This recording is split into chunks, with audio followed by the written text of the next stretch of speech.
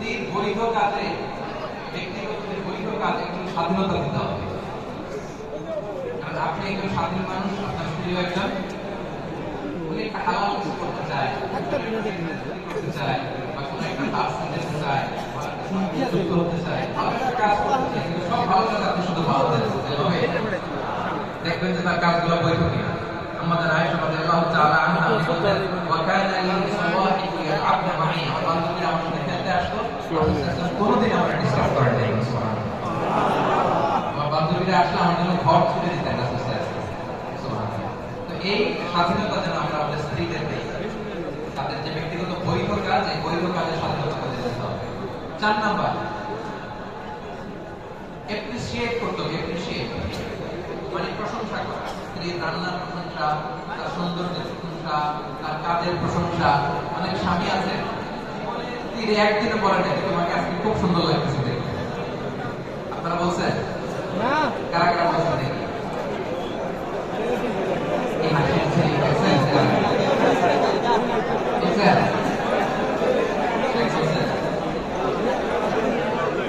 ঠিক আছে, মাশাআল্লাহ। প্রশংসা করবেন, প্রশংসা শুনতে নারীরা খুব পছন্দ করে। আপনি আজকে তাদের প্রশংসা করে দেখেন,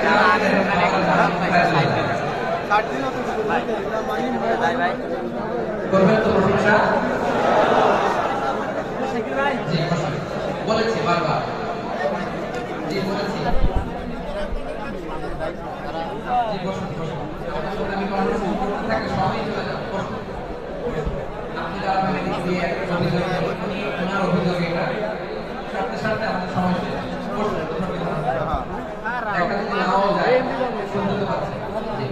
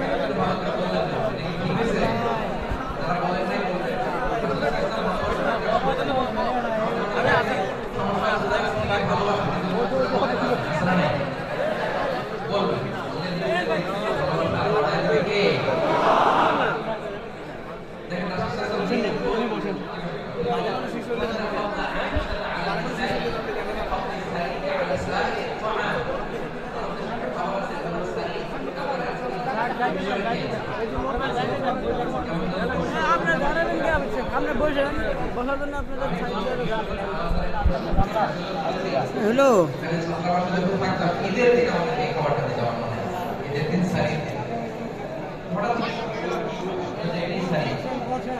ভাই আপনার বসেন, সামনে গেলেন বসেন।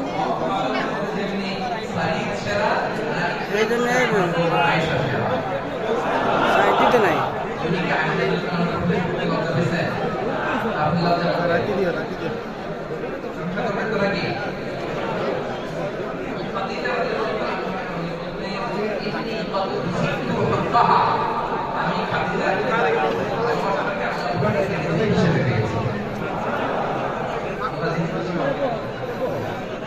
তাহলে 4 নম্বর হচ্ছে অ্যাপ্রিসিয়েশন। স্ত্রীর ভালো গুণ প্রশংসা করবেন। পারিবারিক গুণ থাকে, ভাবিরা না থাকলে আরো বেশি বোঝাই বলতে পারতাম। তো বারে বারে বলতে হবে, এটা কিন্তু মিথ্যা হবে না, বুঝছেন? স্ত্রী মনোরঞ্জনের জন্য স্বামী যদি একটু বাড়িয়ে কথা বেশি করে বলে, এতে কোনো গুণ হবে না। বুঝতে পেরেছেন? তাহলে স্ত্রীর প্রশংসা করবেন, তার সৌন্দর্যের প্রশংসা, তার কাজের প্রশংসা, তার রান্নার প্রশংসা, আপনাদের মহব্বত বাড়াই দিবে কে? এক লোক স্ত্রীর প্রশংসা করার ওয়াজ যখন শুনছে, শুনেই ওয়াজ শেষে বাড়িতে গেছে, রাতের খাবার স্ত্রী দিতে খেয়ে এত প্রশংসা শুরু করছে স্ত্রী, সুবহানাল্লাহ, আজকে তোমার গরুর গোশত রান্নাটা এত মজা হয়েছে, মাশাআল্লাহ, কিভাবে রান্না করলাম আমার জীবনে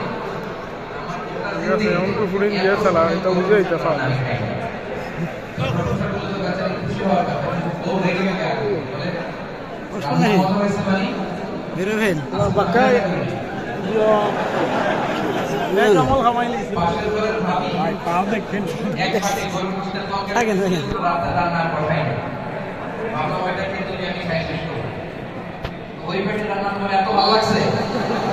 খাওয়া দাওয়া আর রান্না করবো না। প্রথমটা তো অবশ্যই করবেন, কিন্তু বুঝে শুনে করবেন না। রান্নাটা ভাবি করছে কিনা আগে জেনে নেবেন, তারপরে প্রশংসা। ঠিক কিনা বলেন? 5 নম্বরের ভালোবাসা প্রকাশ করতে, ভালোবাসা। আপনি তাকে ভালোবাসেন এটা বলবেন, বলছেন? ঠিক আছে, I love you। ভাই আপনি বসেন না আপনি ভিডিও করতেছেন পিঠে যে আপনার বইতে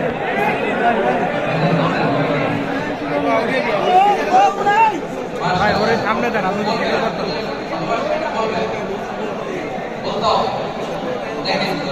ওরে একটু বসতে দেন আপনি একটু ভিডিও করতেছেন অন্য করেন না উঠেন না সমস্যা না না বসেন না ওই যে বুঝাই যে ঝামেলা করতেছেন যারা ভুল করতেন আগে জানা থাকেন আপনি আপনি থাকেন আমরা করতেছেন আমরাও দাঁড়ায় আমরাও করি আর সবাই দাঁড়া গেলে কেমন হয় আমার কথা তো এরকম একটা কথা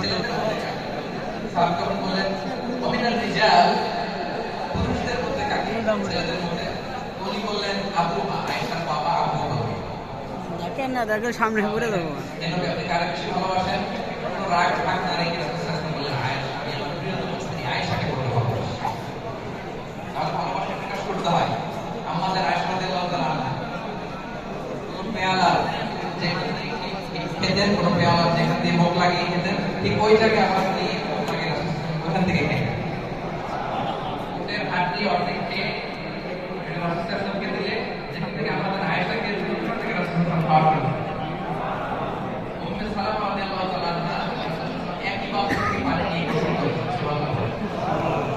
তাহলে স্বামীদের উচিত ভালোবাসা প্রকাশ করা, বলতে হবে। 6 নম্বর, পারিবারিক কাজে সহযোগিতা করা। সুযোগ হলে ঘরের কাজে একটু সহযোগিতা করা। ঘর গোছানো, স্ত্রী অনেক প্রেশার হয়ে যাচ্ছে, আপনি বাসায় আছেন, যদি একটু সুযোগ হয় ওনার কাজে সহযোগিতা করুন। আপনারা করেন তো নাকি? করেন? করবেন। রাসূলুল্লাহ করতেন, এই হাতে নিজের কাপড় সেলাই করতেন, নিজের জুতা মেরামত করতেন, এই হাতে কাপড় থেকে দুধ গ্রহণ করতেন, এমনকি জামার মধ্যে উকুন আছে কিনা খোঁজ করতেন। রাসূলুল্লাহ জামাতে পাগড়িতে উকুন আছে, উকুন বাঁচতেন। সুবহানাল্লাহ বলবেন না? কত মানবিক ছিলেন আমাদের প্রিয় নবী, কত চমৎকার চারিত্রিক মাধুর্যতা ছিল প্রিয় নবী। তাহলে ঘরের কাজে আমরা সহযোগিতা করবো ইনশাআল্লাহ। বলেন ইনশাআল্লাহ। 7 নাম্বার, স্ত্রীর মনোরঞ্জন ও বিনোদনমূলক কাজে অংশগ্রহণ। হালাল যে কোনো বিনোদন আমাদের জন্য জায়েজ করেছে কে? স্ত্রীরা এটা পছন্দ করে, স্বামীর পক্ষ থেকে খুনসুটি, একটু খুনসুটি এটা তারা খুব পছন্দ করে। ফলে আপনি তাদেরকে নিয়ে আউটিংয়ে যান, জানে এদিকে বানানা আইল্যান্ড আছে, গেছেন? ভাবিরে নিয়ে যাবেন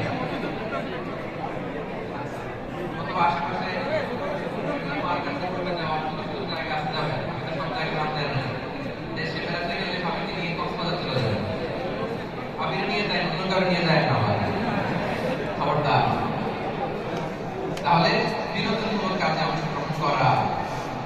একবার ঈদের দিন মসজিদের নববীর সামনে হাবাশী সাহাবারা যুদ্ধের মহড়া করতেছিল, তীর, বল্লম, তলোয়ার এগুলো নিয়ে মহড়া করতেছিল, খেলার মতো আর কি, প্রশিক্ষণ দেয়।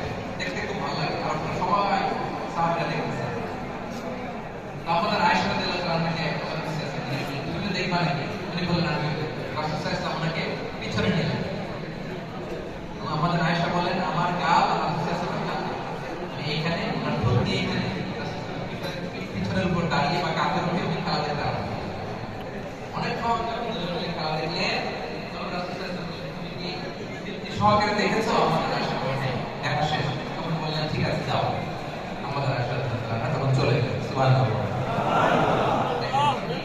একসাথে খেলা উপভোগ করেছে, হালাল খেলা, তীর ধনুক দিয়ে প্রশিক্ষণ, যুদ্ধের প্রশিক্ষণ দেখাই যাবে। রাসূলুল্লাহ সাল্লাল্লাহু আলাইহি ওয়াসাল্লাম আমাদের আয়েশা মিলে একসাথে মসজিদের নববীর সামনে খেলা উপভোগ করেছে। সুবহানাল্লাহ। সফরে নাকি নববীর মাঝখানে দৌড় প্রতিযোগিতা করতে বুঝি নাই আপনারা করছেন? না আমি এমনি জানো আচারে আসলে এনে আসলে নাকি কখনো নাকি ভাবিরে মারার জন্য দৌড়াইছে এরকম মানে তো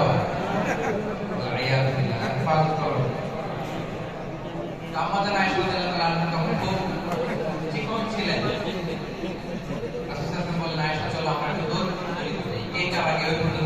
দুইজনে দৌড়ালেন, আমাদের আসলে হালকা ছিল তো বিয়ের শুরুর দিককার কথা, মানে আগে দৌড়ে ফার্স্ট হয়ে গেল। রাসূল সাল্লাল্লাহু রানার আপ চ্যাম্পিয়ন কে? কথা বোঝা নাই। চ্যাম্পিয়ন কে? রাসূল সাল্লাল্লাহু রানার আপ। রাসূল সাল্লাল্লাহু নোট করে রাখছেন মনে মনে, দাঁড়াও আমি পরে এটা শুনতে আসলে একেবারে অনেক বছর পর তখন আর আমাদের আয়েশা রাদিয়াল্লাহু আনহা আগের মতো সেই পাতলা চিকনি নেই, মোটা হয়ে গেছে, হেলদি হয়েছে। রাসূল সাল্লাল্লাহু খেয়াল করে আবার বললেন, আয়েশা চলো আজকেও একটা দৌড় দিই। আমাদের আয়েশা বলছেন আগে তো একবার হারাইছিলাম, আজকেও বোধহয় হারাই দেব, কিন্তু ওই দিন আর আমাদের আয়েশা রাসূল সাল্লাল্লাহু হারাতে পারেন নাই। রাসূল সাল্লাল্লাহু দৌড়ে যে চ্যাম্পিয়ন হয়ে গেলেন, আমাদের আয়েশা রাদিয়াল্লাহু আনহাকে হারাই দিলেন। পড়ে সুবহানাল্লাহ। সুবহানাল্লাহ। হাদিহি বিতিলকা সাল্লাল্লাহু আলাইহি নোটে রাখছেন। আয়েশা মনে করে না ভুলে গেছি, ওই যে বিয়ের শুরুর দিকে যে একবার আমরা হারাইছিলাম, আজকে তোমারে হারাই আমরা শোধ নিয়ে নিলাম। সুবহানাল্লাহ করবেন না? বুঝাতে চাচ্ছি কি মাধুর্যপূর্ণ আমাদের কাপল লাইফ, দাম্পত্য জীবন। সো যেটা আপনারা করবেন সেটা হচ্ছে স্ত্রীর মনোরঞ্জন বিনোদনমূলক কাজে অংশগ্রহণ করা, এটা আমরা করব। ৮ নাম্বার, স্ত্রীর মতামতের গুরুত্ব দিতে হবে, তার পছন্দ তার রুচির গুরুত্ব দেয়া। মানে বাজার থেকে যা মনে হচ্ছে আপনি নিয়ে আসেন, বেচারি নিজের কিছু বলতে পারবেন না, আপনি জিজ্ঞেস করুন কি আনবো, তাহলে আপনারটাও কিনলেন, আপনি যেটা মনে হচ্ছে ওইটাও কিনলেন। ভাবিদের পক্ষে হয়ে যাচ্ছে ভাই এত সামনে এলে বলতে হইব। আইগেন না আইগেন না। একটু অপেক্ষা করেন। তাহলে বাজার থেকে কিছু অনেক সময় যে বাড়ি করবেন, গাড়ি কিনবেন, এই অগ্রাধিকার তাদেরকে দিতে হবে। নিজের যা মনে চায় করে ফেলতে হবে। রাসূল সাল্লাল্লাহু আলাইহি ওয়াসাল্লাম পরামর্শ শুনতেন।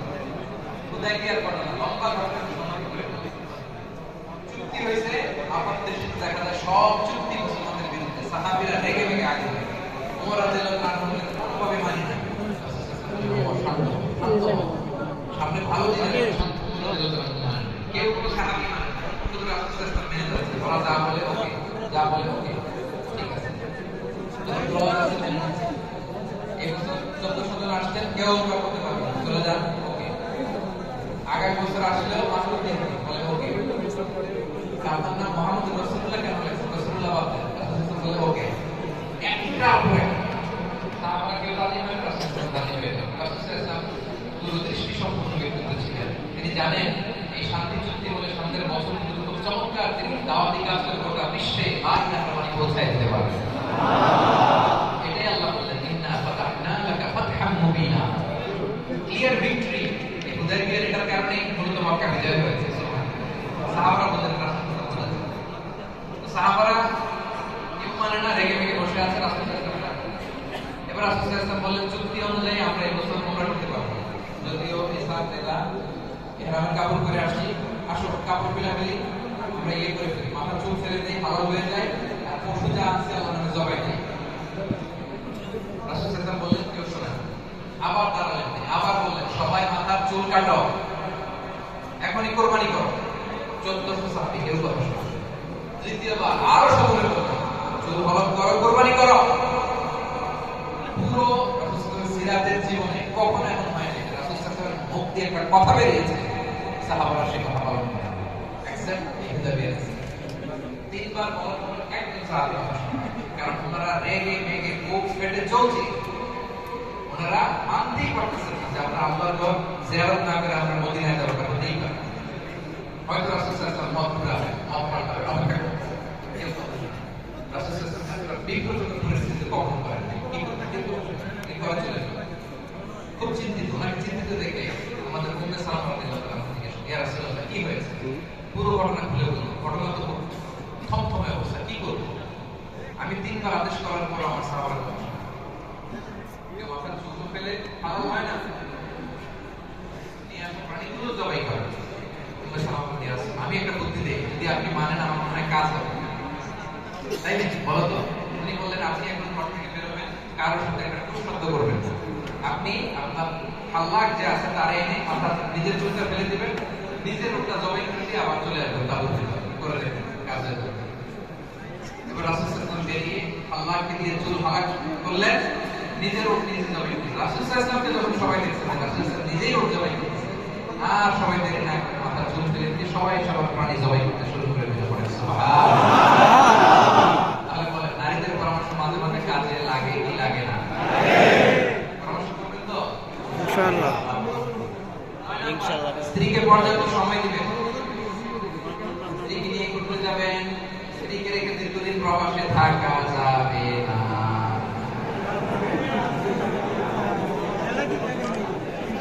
যাবে?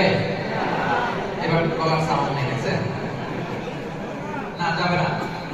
5 মাস ম্যাক্সিমাম 6 মাস। টাকা আছে 5 বছর দেশ না আসলে নাই। না, এগুলো করবেন না। এই যে পরকীয়ার সমস্যা আমাদের দেশে, প্রবাসী বিদেশে করে আসতে টাকা কামাবে, ঘর বানাবে, জমি কিনবে, আর এই যে স্ত্রী চলে গেছে আরেকজনের হাত ধরে, কি ভয়ঙ্কর অবস্থা। ওমর রাদিয়াল্লাহু আনহু থেকে শুনলাম, হাফসা রাদিয়াল্লাহু আনহু কয়জন থাকতে পারে স্ত্রী স্বামী অনুপস্থিতিতে? বলে আব্বাজান 5 মাস না 6 মাস। তাহলে 6 মাস থাকা যাবে। যদি এমন হয় যে না, এক বছর আগে ছুটিয়ে দেন, তাহলে স্ত্রীকে বুঝাইতে হবে, দুইজন মিলে আল্লাহর কাছে কাঁদতে হবে, দোয়া করতে হবে, আল্লাহ তুমি আমাদেরকে সবর ইখতিয়ার করার তৌফিক দান করো। কিন্তু বছর বছর দেশে যেতে হবে, 3 বছর 4 বছর 5 বছর যে আপনি বিদেশ করেন আর আপনার স্ত্রী পড়ে আছে দেশে, এটা করা যাবে? বুঝেন না কেন? যাত্রা কেন দেশে যাবেন? দেশে যাবেন, আল্লাহ সহজ করবে, আল্লাহ সাহায্য করবে। সংক্ষেপ 10 নাম্বার, স্ত্রীর জন্য দোয়া করবেন। বাবার জন্য দোয়া করেন, দোয়া করবেন। ওয়াল্লাযীনা ইয়াকুলুনা রাব্বানা হাব লানা মিন আজওয়াজিনা ওয়া যুররিয়্যাতিনা কুররাতা আ'ইউন ওয়াজ'আলনা লিল মুত্তাকিনা ইমামা। আল্লাহ, আমাকে এমন স্ত্রী দাও, এমন সন্তান দাও, যাকে দেখলে আমার চোখ জুড়িয়ে যায়। এবং স্ত্রীর জন্য স্বামীর দোয়া কিন্তু খুব গুরুত্বপূর্ণ। আপনারা আপনার স্বামীদের কাছে দোয়া চাইবেন, এবং আপনারা যারা স্বামী, আপনার স্ত্রীদের জন্য আপনারা দোয়া করবেন। বিল্লাহি আলাইকুম করবেন তো দোয়া? তাহলে শেষ।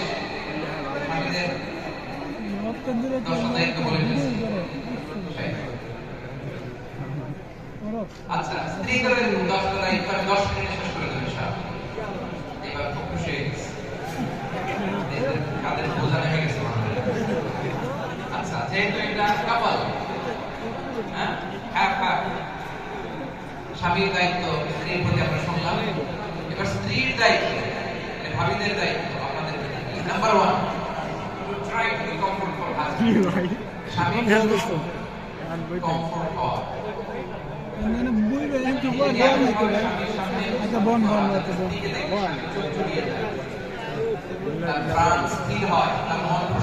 আপনি একটু পাইছেন, হালকা একটু পাইছেন, ওই বলছি।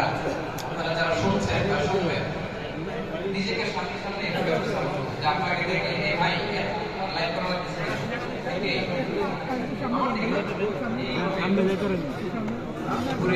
দিকে এদিকে অসুবিধা এসে মোবাইল আমার দিকে, এই ভাই এই উঠলেন কেন, উঠতেছেন কেন? আপনারা আসার সময় ধাক্কা ধাক্কি করে আবার রাস্তা দিয়ে যাওয়ার সময়, এটা তো খুব বিশৃঙ্খলা হয়ে গেল। কেউ উঠবেন না, বসেন বসুন। জি বসেন বসেন, উঠবেন না। বললাম না 10 মিনিটে আমরা শেষ করবো, মানে শুরুতে বিশৃঙ্খলা, মাঝখানে বিশৃঙ্খলা, শেষে বিশৃঙ্খলা, এটা ঠিক না। বসুন বসুন। জি, স্ত্রীদের উচিত এমন ভাবে স্বামীর সামনে নিজেকে স্থাপন করা যাতে স্ত্রীকে দেখলে স্বামীর মনটা জড়িয়ে যায়, প্রাণটা জড়িয়ে যায়।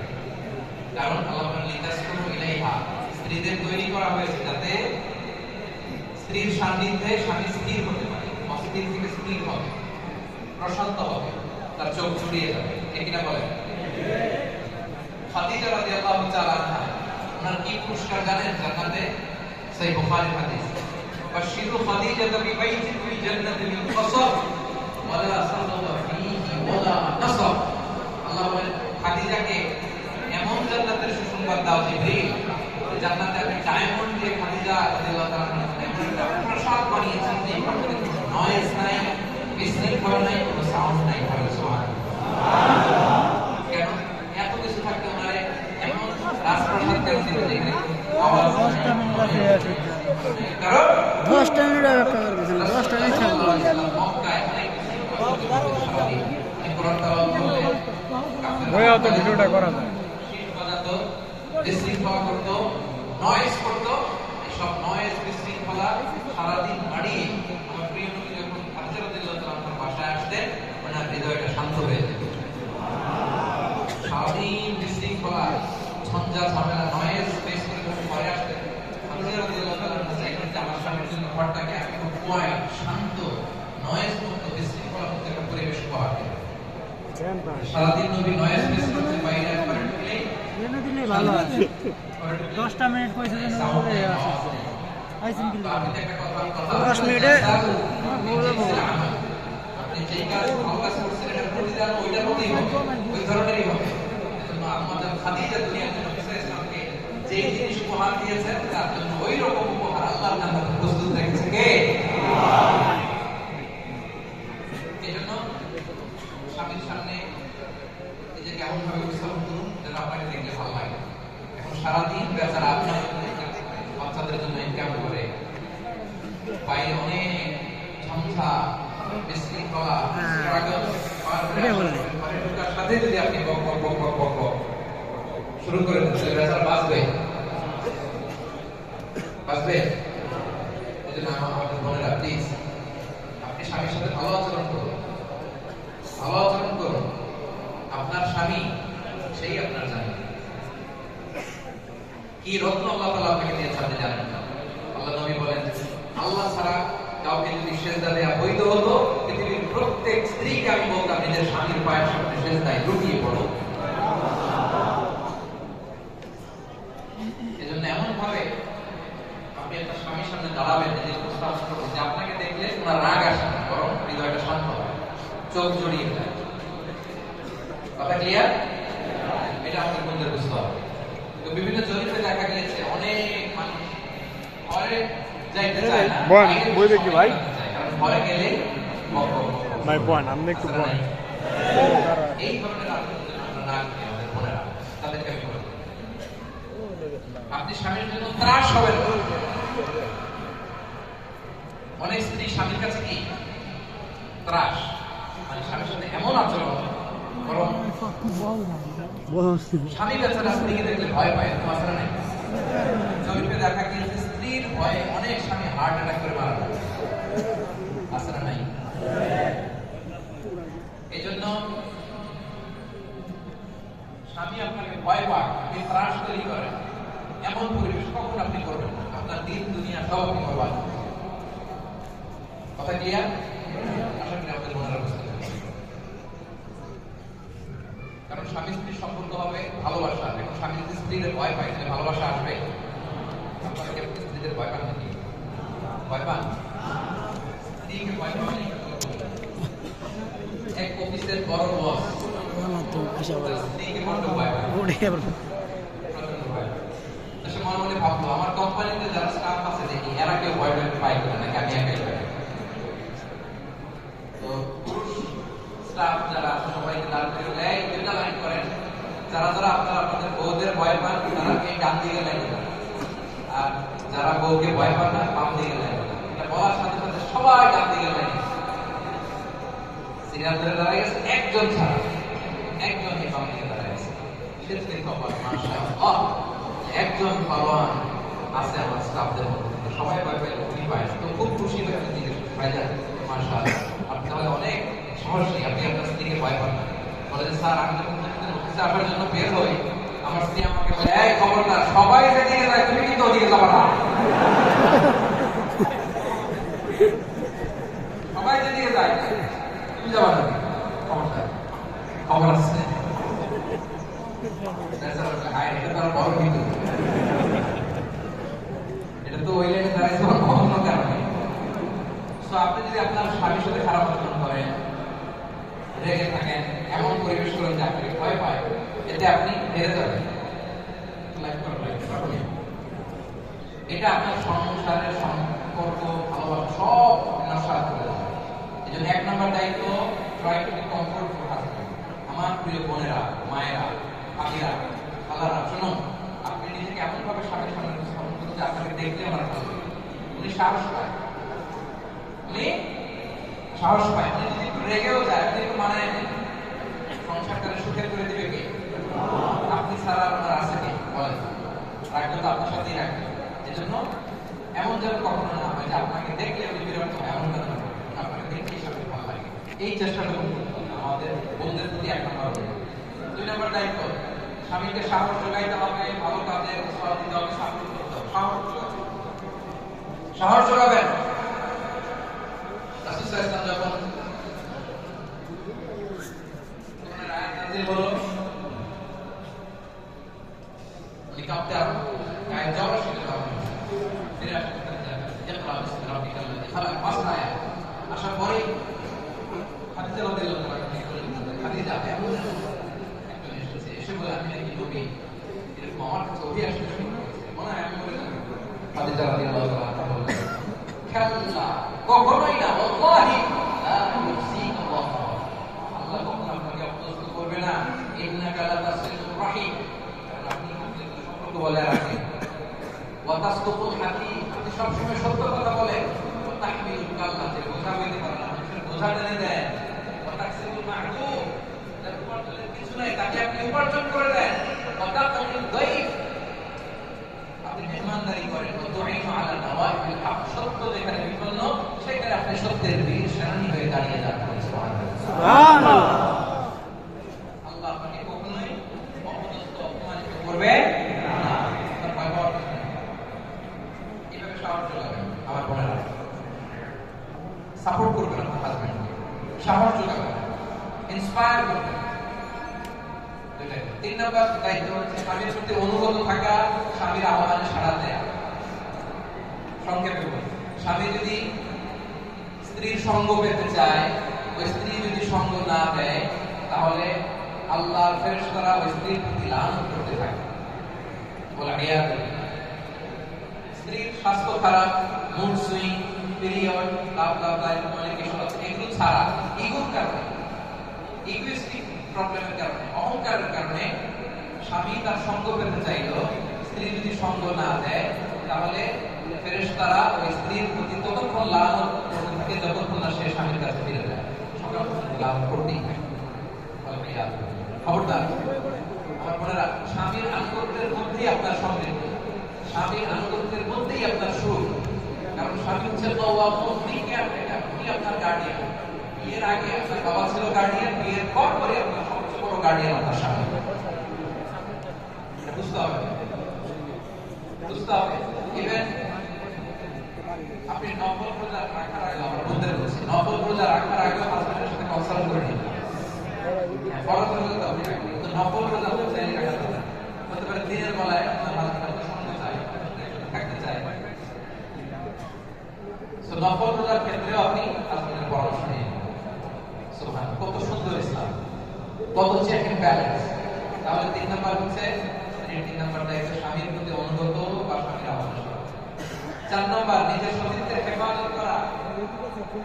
সতীত্বের হেফাজত এটা নারীর অনেক বড় সম্পদ। আল্লাহ হাবিব সাল্লাল্লাহু আলাইহি ওয়া সাল্লাম বলেন, মারহাত বিসাল্লাম খামসাহা ওয়া সামা শাহরাহা ওয়া আতাআ বা'লাহা ওয়া হাফিযাত ফুরুজাহা ফাতাদখুল মিন আইয়ি আবওয়াবিল জান্নাতি শাআ।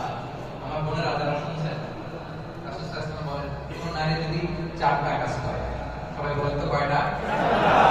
1 নাম্বার 5 ওয়াক্ত সালাত পড়ে, রমজানের রোজা রাখে, স্বামীর আনুগত্য করে, আর নিজের সতীত্বের হেফাজত করে। 4টা কাজ যদি কেউ করে, আল্লাহর 8টা জান্নাতের দরজা আল্লাহ তাদের জন্য খুলে দেবে। সুবহানাল্লাহ। নারীদের জন্য জান্নাতে যাওয়া কঠিন না সহজ? সহজ। তার নিজের সতীত্বের হেফাজত। 5 নাম্বার স্বামীর সম্পদের হেফাজত করা। স্বামীর সম্পদের হেফাজত করা। এমন করা যাবে না যেটা তো আমার সম্পদ না, স্বামীর সম্পদ, জানলে চাই করি না। আপনি সম্পদের হেফাজত করবেন, সম্পদের হেফাজত করবেন। হিন্দ, আবু সুফিয়ানের স্ত্রী হিন্দ রাসূল সাল্লাল্লাহু আলাইহি ওয়াসাল্লামকে জিজ্ঞেস করেছেন, ইয়া রাসূলুল্লাহ, আবু সুফিয়ান তো কৃপণ, আমার যা দরকার লাগে দেয় না। আমি যদি আবু সুফিয়ানকে না বলে আবু সুফিয়ানের জামা থেকে টাকা নিয়ে যাই, আমার কি গুনাহ হবে? রাসূল সাল্লাল্লাহু আলাইহি ওয়াসাল্লাম বললেন, না, গুনাহ হবে না, তবে ন্যায়সঙ্গতভাবে নিয়ে যতটুকু দরকার ততটুকু নিয়ে, বেশি নেওয়া যাবে না। আপনি স্বামীর সম্পদের হেফাজত। 6 নাম্বার সন্তান ও পরিবারের সার্বিক বিষয়ে রক্ষণাবেক্ষণ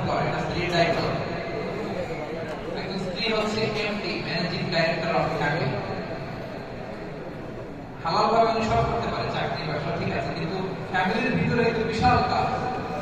ফ্যামিলি সামলাবেন, ঘর সামলাবেন, বাচ্চাদেরকে আপনি লালন পালন করছেন, মানে কি আপনি নতুন জেনারেশন তৈরি করছেন। সুবহানাল্লাহ। এক একজন মায়ের পেট এক একটা খনি। আর দুনিয়া কুল্লুহা মাতা ওয়া খায়রুল মাতাঈ দুনিয়া বারাকাতুস সালাহ। দুনিয়ার সব সম্পদ নবী বলেন সবচেয়ে দামি সম্পদ নেককার নারী। সুবহানাল্লাহ বলেন না আপনারা? নিজেদের ছেলে মেয়েদেরকে শেখানো ইসলামিক তারবিয়া আখলাক অনেক বড় কাজ, অনেক বড় কাজ। অনেকে আছে যে কাজের লোকের কাছে বাচ্চা দিয়ে রাখে, আছে নাই? কাজের লোকের কাছে যদি আপনার বাচ্চা বড় হয়, এই বাচ্চা কি আপনার আচরণ পাবে, এটা কাজের লোকের আচরণ। এজন্য বুঝে শুনে সন্তান পরিবারের স্বাভাবিক সেবা। 7 নম্বর দায়িত্ব, স্বামী পছন্দ করে না এমন কাউকে বাসায় এলাও করা যাবে কঠোরভাবে নির্দেশ করা। 8 নম্বর, স্ত্রী যদি সম্পদশালী হয় তাহলে স্বামীকে সেই সম্পদ দিয়ে প্রতিষ্ঠিত হতে সহায়তা করা। এটা আবশ্যক না, অপশনাল করা উচিত। এত বড় কাজে না লাগে এটা ভালোবাসা হয়ে বলেন। খাদিজা রাদিয়াল্লাহু তাআলা রাসূলুল্লাহ সাল্লাল্লাহু আলাইহি ওয়াসাল্লামকে বিয়ে করার পরে ওনার সমুদয় সম্পত্তি রাসূল সাল্লাল্লাহু আলাইহি ওয়াসাল্লামের পায়ের সামনে রেখে দিয়েছেন। ইয়া রাসূলুল্লাহ, আপনি তিনি কাজ করেন, অর্থ নিয়ে আপনার টেনশন করা লাগবে না। যদি ফিনান্সিয়াল সব দায়িত্ব ইসলামে ছেড়ে দেন, ডৌরি মহারণা দিবে ছেড়ে, ফুডিং ছেড়ে দেন, অ্যাকোমোডেশন ছেড়ে দেন, ড্রেসিং ছেড়ে দেন, সব ছেড়ে দেন। কিন্তু এমন যদি হয় তিনি অনেক সম্পদ, তার উচিত তার এই সম্পদ দিয়ে স্বামীকে সাহায্য করা। 9 নম্বর, স্ত্রীদের উচিত বাসায় স্বামীদের কাছে নিজেকে পরিপাটি করে উপস্থাপন করা। ওদেরকে আমি বলবো, আপনি সাজুগুজু করবেন স্বামীর জন্য নাকি বাইরে যাওয়ার জন্য?